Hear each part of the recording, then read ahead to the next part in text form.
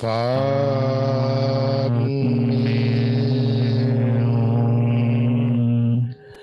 Om Mani Padme.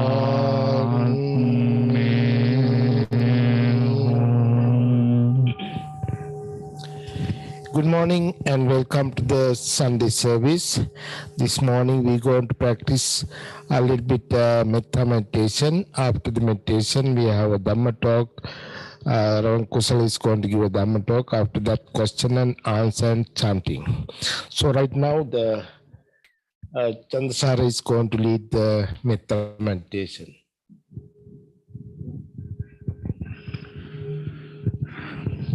Let's seated in a comfortable upright posture. Spread loving kindness thoughts in this way.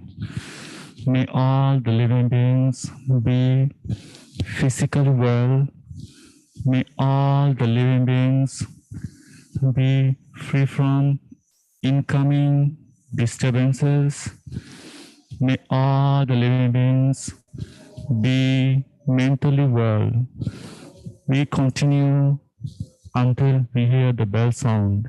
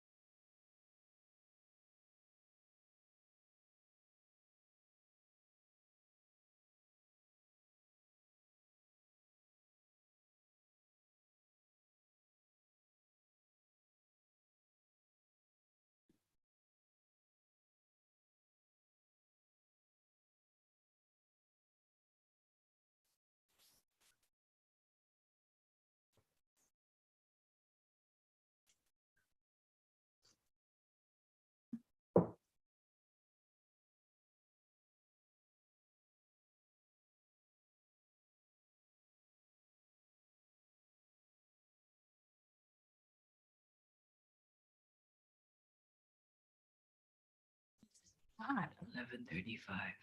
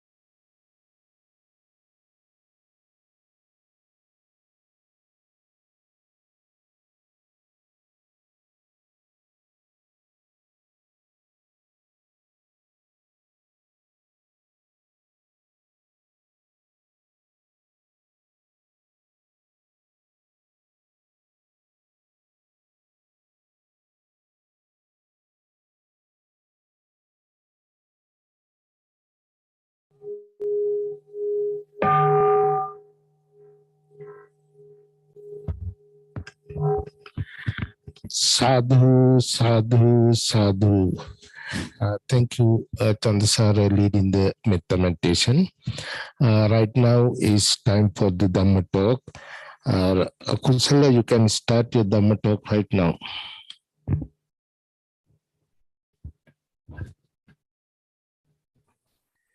Turn on sound. Okay.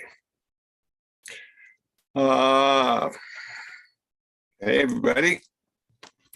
Another Sunday. So today, let me move this back. So today I'm going to talk about stuff that I've done in the past. I've been updating my webpage, kusala.org, and it brought back a lot of memories about where I've been, where I'm going, what I'm doing. So I'd like to share those with you, at least some of them today. And we can talk afterwards about what you think about it.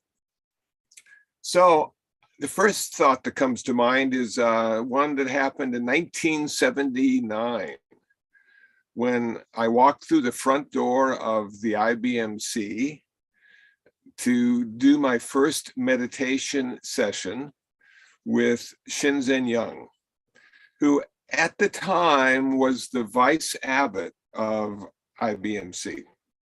So it took a few months to even find Reverend Karuna. I didn't know who she was or where she was, but Shinzen was the Monday night meditation guy.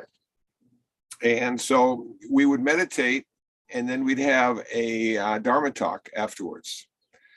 And I really enjoyed the Dharma Talk. I didn't enjoy the meditation. It was really difficult for someone who hadn't meditated before to sit quietly and do nothing skillfully. So but the Dharma Talks were really good, and they inspired me to continue meditating and coming back on Monday nights to see Shinzen and what he had to say. So that's the first big memory. And along with that, there was a monk here named Akasa Levi. And we have the sirens going by in Vermont Avenue. I don't know if you can hear that. So he was the guy that sort of instructed everybody. And we went over to the Kuan Yin house in this little room, and there was a blackboard up there.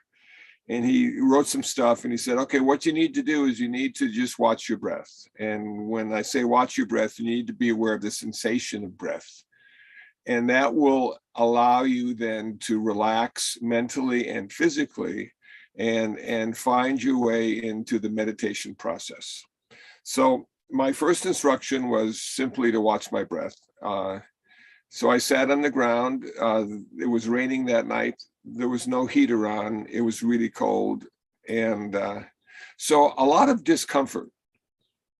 And what I had to smile at is when Shinzen started to talk, he talked about suffering.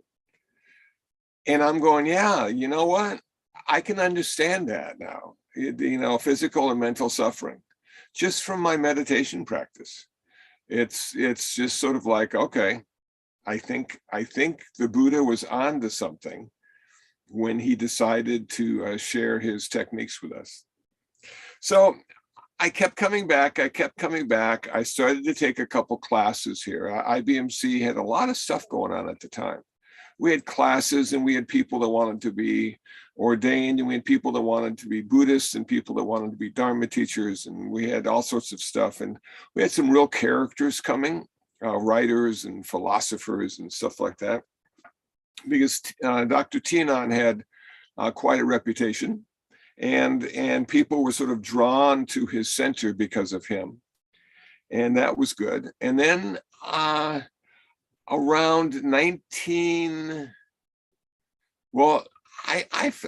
it's hard to place it, but in the early 90s, I decided to become a Buddhist. And so I took the 5 precepts and the 3 refuges and became a Buddhist and got the name Kusala, one who was skillful, wholesome.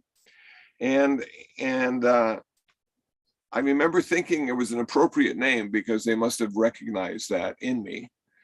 And then Shinzen said to me, but you know, the real reason we gave you that name is because you aren't skillful at all. And this is a reminder that you need to go in that direction. You need to try to be more skillful in what you think, what you say, and what you do. I said, okay. So I'm starting to get some insight now into Buddhist teaching.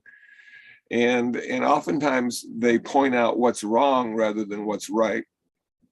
And what's wrong then turns into what's right with a little practice and insight. And so 1994, I decided to become a novice monk and see how that was. You know, one of the things about being a monk is that it's up to you how long you want to be a monk. So you can be a monk for a month or a year or 5 years or 10 years or the rest of your life. It just depends on you and what you think it's doing for you. Now, sometimes it doesn't work well. And sometimes people that become monks become worse rather than better. And other times, people that have some issues and don't seem to be going in a good direction, when they take ordination, all of a sudden that changes and they end up going in a positive direction. So I was sort of neutral. I wasn't really good. I wasn't really bad. I just sort of like, you know, hanging in there and very passionate about learning about Buddhism and finding it to be exciting and challenging and forcing me to think in a different way. So I became a novice monk in 1994 at the Grand Ordination.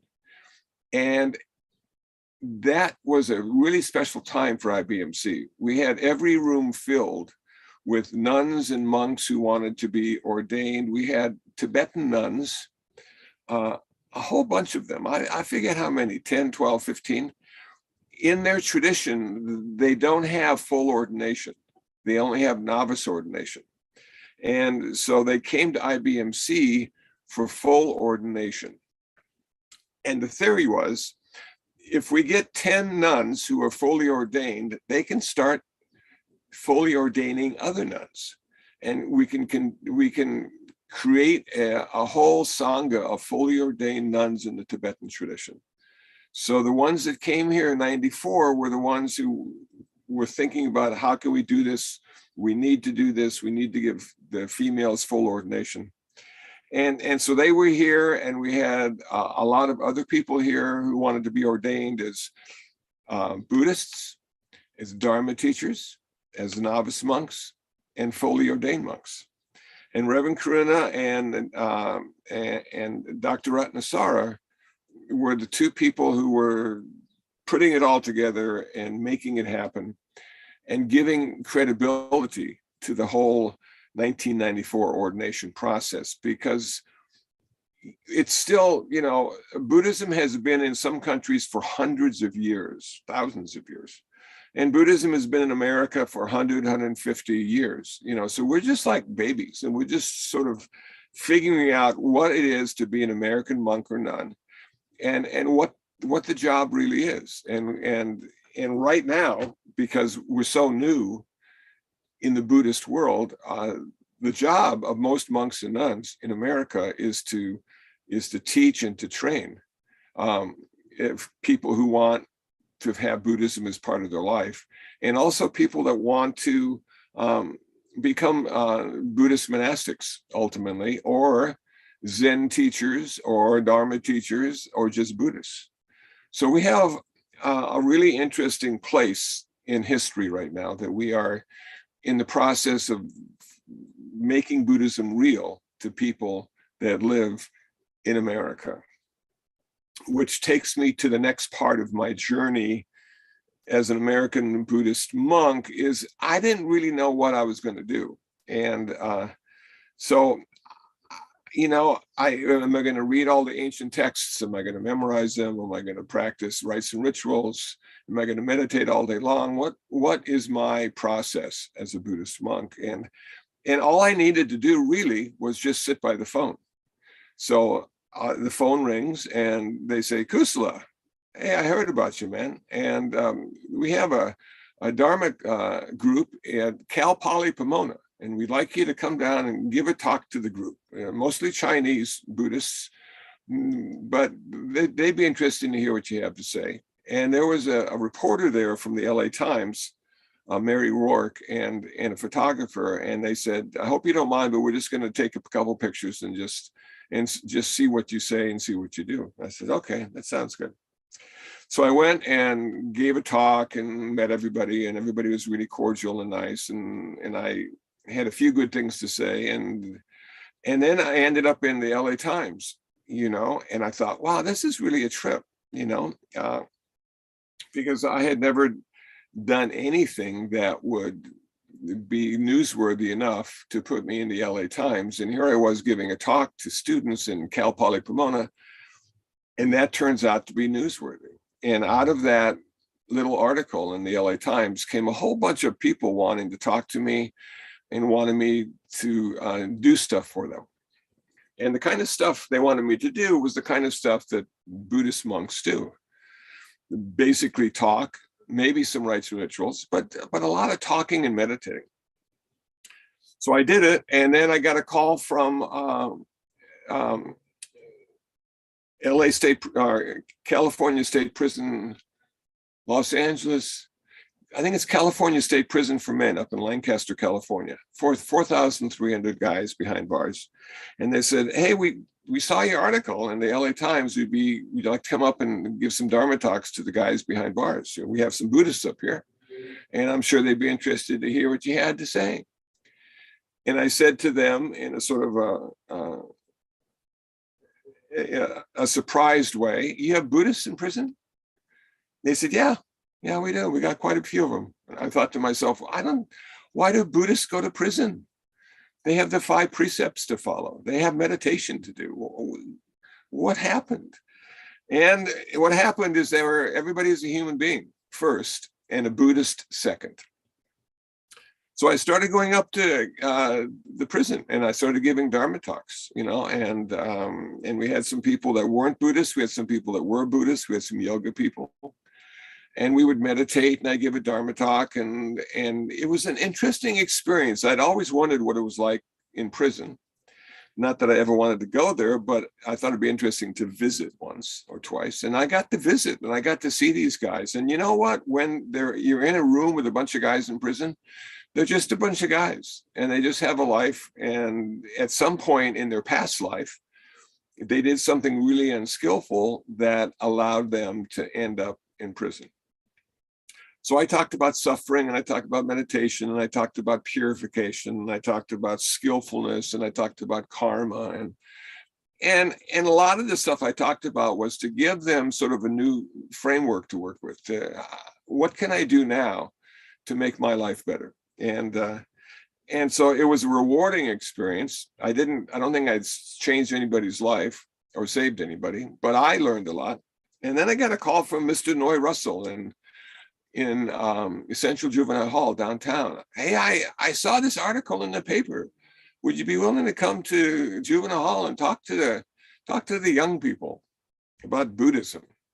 And I thought to myself, "Are there any Buddhists in Juvenile Hall?" He said, "We haven't found any yet, but I bet they'd be interested in what you had to say." And so for 5 years, I went to Juvenile Hall, you know, once a week, once every other week, and I found some other volunteers, Buddhist volunteers, and we just sort of talked about meditation, and we did meditation, and we talked about Dharma, and we talked about suffering. And one of the rewards of going to Juvenile Hall is that these young people have a chance to really change their life and go in a positive way. Some of the guys in prison, you're sort of happy they're there because they just did some really ugly stuff, you know, and it wouldn't work well back in society. But these young people, men and women, boys and girls, they had a real chance to turn their lives around. And so it was rewarding in that way. And to find other volunteers to help me, that was cool. That was great, you know, because we were sort of like a little Buddhist team going to Juvenile Hall. And one of the things that struck me the most at that point in time was the fact that we had these institutions inviting Buddhists to come and make a difference in their process. So Buddhism was becoming sort of validated by ending up in all these institutions and doing good work and making a difference, whether it be a small difference or a big difference. But that was really exciting for me to see. Okay, Buddhism, is real, and it's not just in the Zendo. It's out in the world, and it's out in institutions, and people are learning about how to be a better human being, and they call it Buddhism. Well, there's a Sri Lankan temple called Dharma Vijaya Buddhist Vihara, and it's on Crenshaw Boulevard. And the abbot is Venerable Piyananda. And so Venerable Piyananda called me up one day and said, Kusala, we have a woman named Heidi Singh, and she's part of the University Religious Conference at UCLA, and she's the Buddhist representative. And she needs more time to herself. She's a husband and children and working, and so she's going to step down. And I was wondering if you'd be interested in being the Buddhist chaplain for the University Religious Conference at UCLA. And I thought to myself, well, how cool would that be to go to UCLA? What a nice campus. So I said, sure, I'll do it. He said, it probably won't be more than 6 months to a year, but it'd be really helpful if we had a Buddhist there. And this was the Southern California Buddhist Sangha Council that sent me there.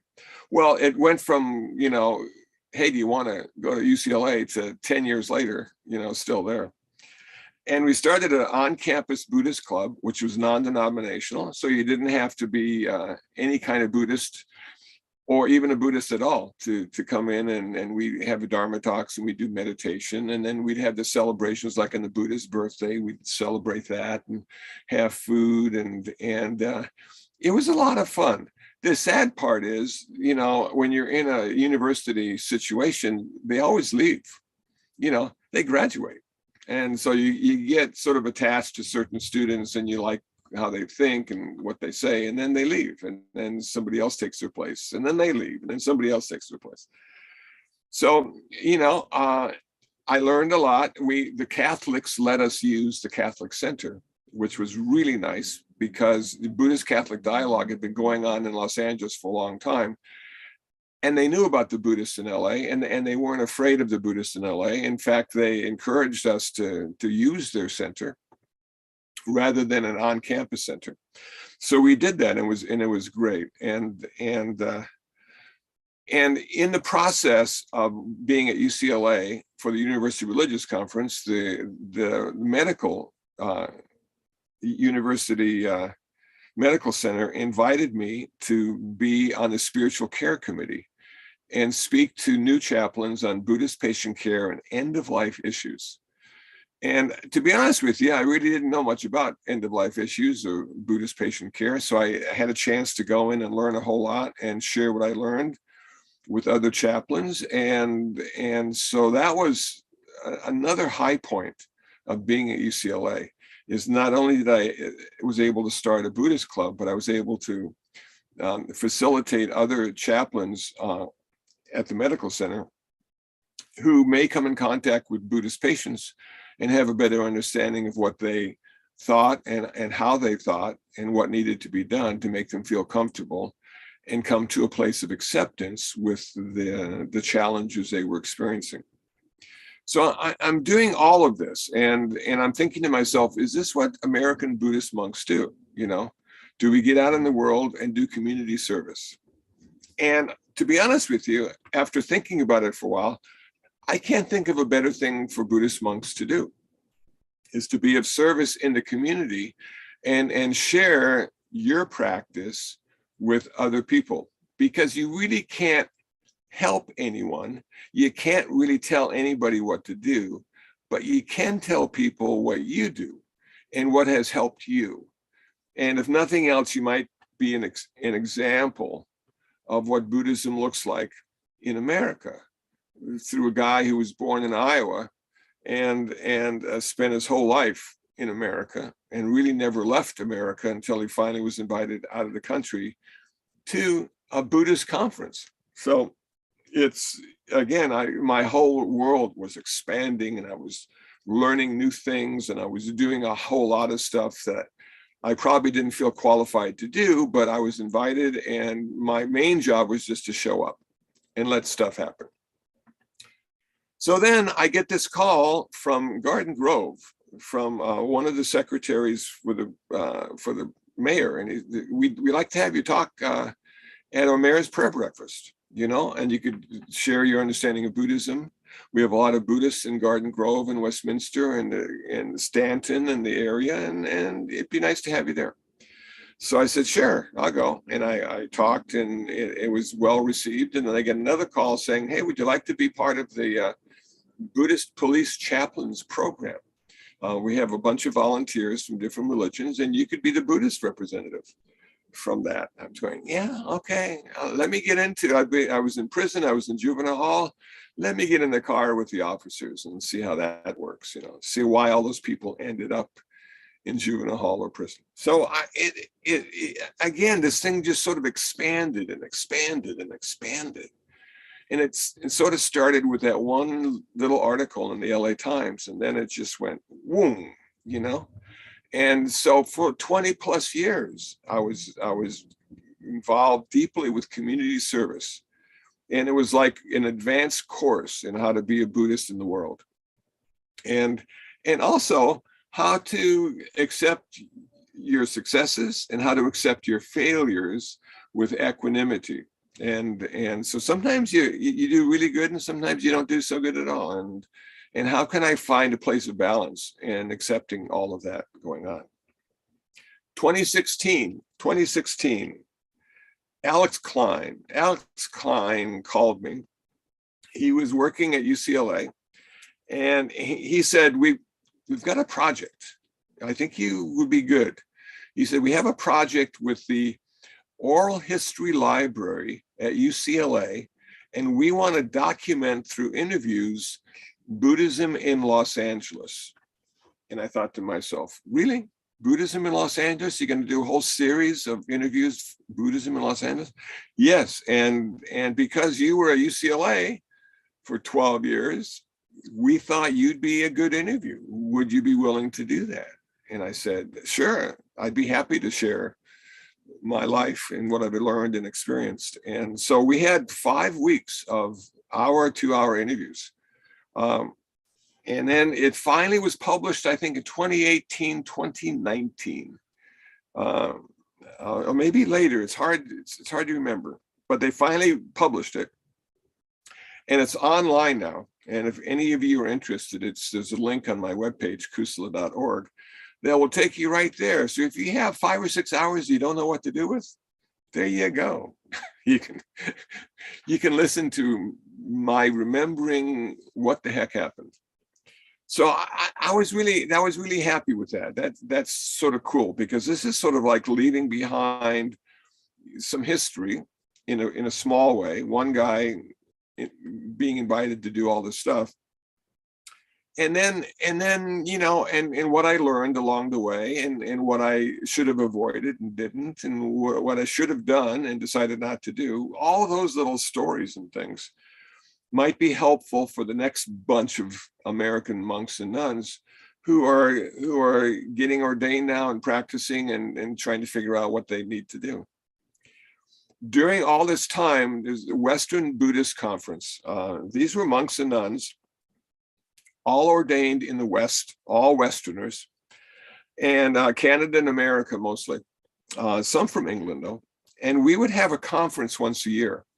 And we'd get together and we would have a topic, and we'd share our experiences according to the topic, whatever the topic was. Like, what's your practice? And each one would, do that. And it was just really important and really useful to see a bunch of people that sort of look like me, who are practicing, who in most cases only have English as their only language, not just their first language, and how they're adjusting to being a monastic in America, and what they find to be challenging, and what they find to be interesting, and what they find to be, rewarding. and it was just really such a wonderful experience. I think I did it for 9 or 10 years. I go to every conference, and I learned so much and made some really good friends. And along the way, people would, give back to ordination. You'd see somebody for 3 years, and then you wouldn't see them anymore because they gave back to ordination. And now they've, got a job and a girlfriend and paying rent and trying to find the right car.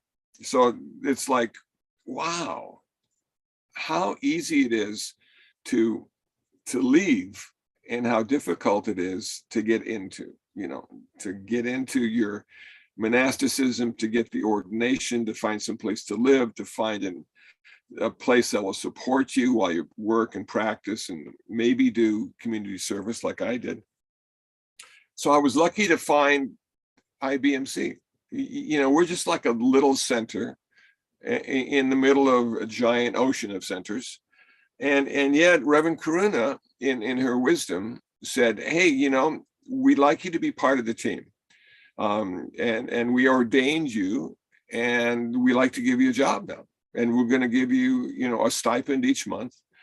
And we'll give you a room to live in, so you have a place to stay. And we'll give you health insurance. And that will allow you then to practice and be of service to others. And I thought, yeah, how cool. How cool is that? And after going to all these conferences, I was remarkable how many people, young Buddhist monks and nuns, Americans, don't have a place to stay, don't have health insurance, don't know what they're going to do next. They're literally almost homeless in the Buddhist sense, not in the secular sense. So I thought to myself, how lucky can I be to have found Shinzen Young, to have found IBMC, to have gotten ordained at IBMC, to have worked at IBMC for 26 plus years now, and to still have a whole lot of stuff to do. People keep calling. I haven't changed my phone number in 30 years. So people keep calling. And now, next Saturday, I'm going back to Leisure World in Seal Beach to talk to all the old people, because I'm old too, and we have a whole lot of stuff in common. And it's the idea of being old is how to be old skillfully, how to deal with all the challenges physically and mentally that we face, and coming to a place of acceptance with the fact that life will never get better. It only gets worse. So how do you live with that? How do you work with that, So it continues. It continues. And if you're curious about even more of what I've done and will do, please go to kusala.org, check my updates, see there's links, there's talks, there's pictures, and it'll give you an idea of what an American monk can do, has done, and was lucky enough to do it. So I hope that was interesting and I didn't bore anybody out there.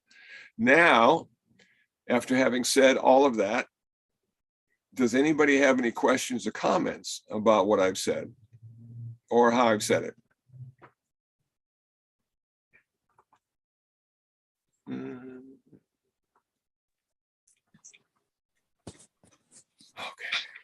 Okay. I had a question. Okay.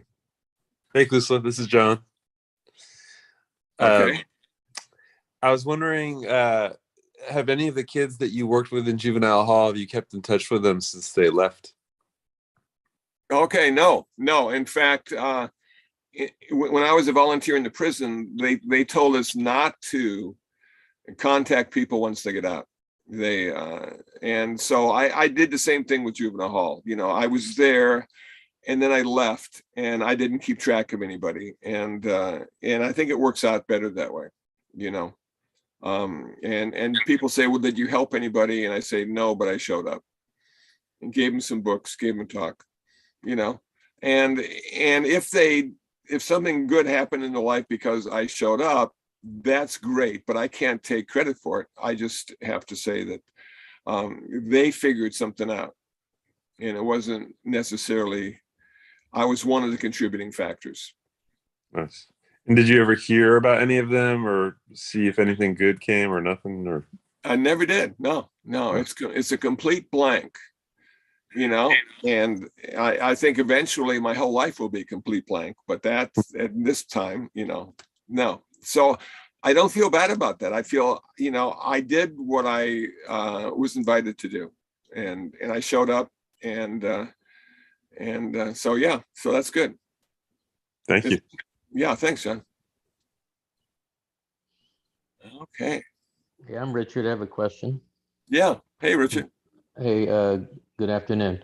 Good I've afternoon. never heard of someone becoming a monk for, as you said, for like a month or a short period of time and not becoming a monk. How could someone do that and undo it? Could you explain a little bit more about that? I'd be glad to.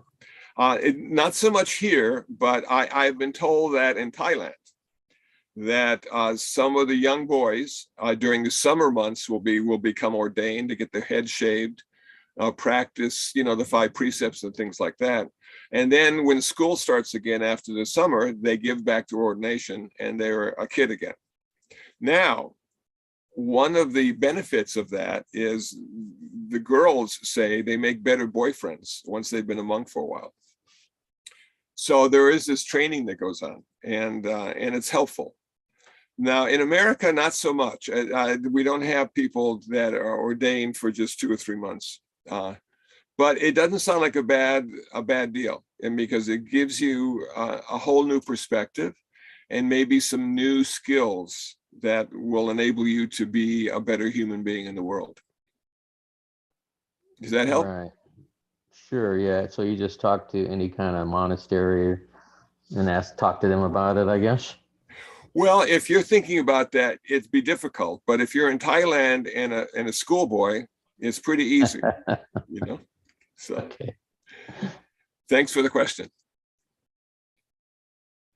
Okay, Ira, do you have any questions? Yeah. Hi.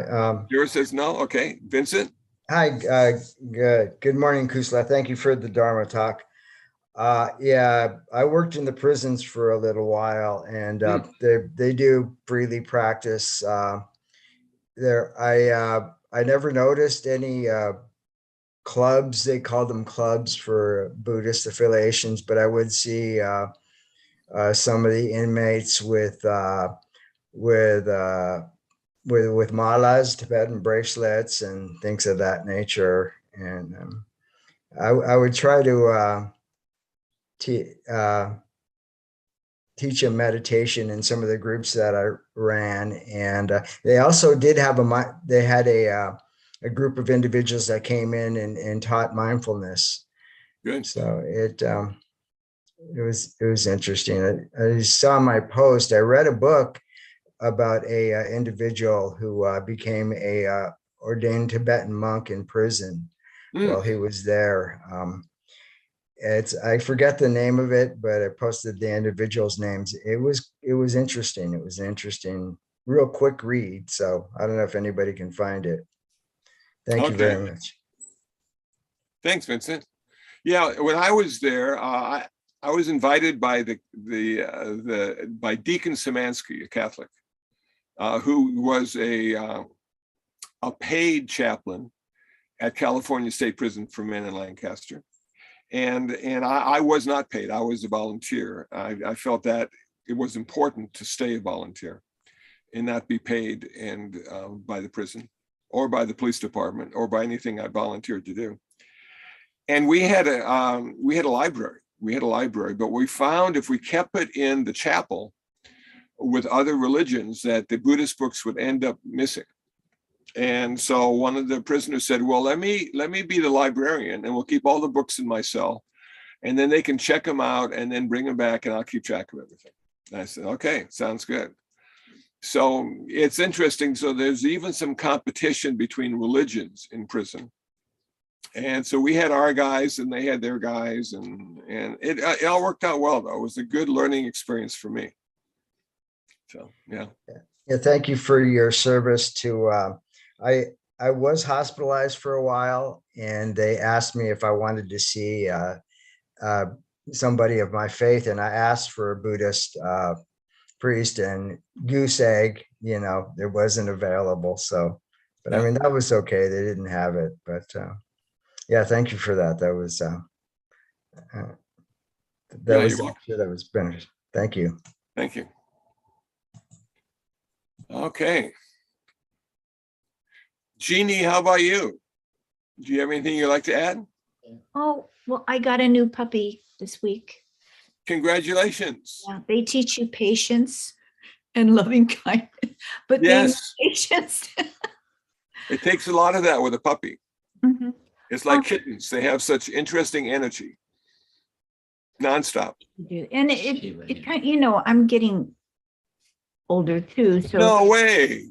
Come on. well, it renews you. I think it kind of keeps you I don't know, you just feel younger when you get a puppy. You have to. You have to. Yeah. I wondered why you didn't accept any money when you worked for UCLA and juvenile hall. Is there why? I would have. Okay. That's a good question. To be honest with you, UCLA, sometimes they would give me a check for giving a talk, but a lot of times they wouldn't. It wasn't predetermined that I was going to get money each time I talked. But being a volunteer allows you a certain latitude, a certain flexibility that you don't have when you're a paid member of the organization. So your voice can be a little bit clearer and your voice can be less edited because you're not an employee. You're literally a volunteer who comes and goes because they want to, not because they have to. So I found being a volunteer was very rewarding and gave me a sense of freedom that I felt the paid employees didn't have. And I was being supported by the center, so I didn't really need money from them. So it worked out fine. So that's my take on it. It's better to be a volunteer and free than a paid employee and having to do party line. Keep that in mind. Does that make sense? Yes. Okay. Okay, Thank good. you. You're welcome. You're welcome. Okay, if there are no more questions, thank you. Yes. Yeah. Reverend, I apologize for Hi, interrupting. Lisa. No. Hi, and I'm sorry I joined late, but I'm very grateful to have this chance to say happy birthday to you and to tell you how much I appreciate you in my life. Well, thank you, Lisa. Yeah, at some point and at some age, I think we all have to stop saying happy birthday and just say birthday. Well, A little perhaps, but my sentiments are very good, and Yes. so happy seems appropriate. But absolutely. I'm glad I got the chance to say that to you today. So thank you for all Thank you very much. And I was just being funny or trying to be funny. So you were. Thank you. Please stay happy anytime you want to. Thank you, Reverend. Thank you. Thank you. Happy birthday. I forgot it's today. Yeah, I tried to forget, but sometimes life doesn't let you, But it seems, I'm 73 today, and that seems like a good age, You're still hanging in there, still have enough energy to deal with kittens and cats. Like Jeannie said, it's that puppy energy where there's a lot of kitten energy over at IBMC. And so, yeah, it's good. And a bit wiser and a bit lazier. So that's a nice combination. What about having a skillful birthday? Yeah, I think a skillful birthday is not to have one at all. But that's just one, yeah. Yeah, it's just my opinion, All right. Thanks. Thank you. All right. Well, I'll turn it over to downstairs IBMC. And thank you all for your time. I appreciate it. Thank you. Happy birthday. Thank you. Birthday. Thank you. Okay. Happy birthday. Thank you for everybody. We running the time. We're going to chant the page 4 and page 10. Namo tassa bhagavato arahato samma sambuddhassa. Namo tassa bhagavato arahato samma sambuddhassa. Namo Tassa bhagavato arahato samma sambuddhassa. Buddhang saranang gacchami. Dhammang saranang gacchami. Sanghang saranang gacchami. Sentient beings are numberless. I vow to save them all. Dharma's Deluding persons are inexhaustible. I vow to end them all. Dharma gates are limitless. I vow to study them all. Buddha's way is supreme. I vow to attain it. May suffering ones be suffering free, and the fear struck fearlessly. May the grieving shed all grief, and the sick find health relief. May all merit be extended to everyone, that we together with all beings may gain Buddha's way. Om Nami Padme.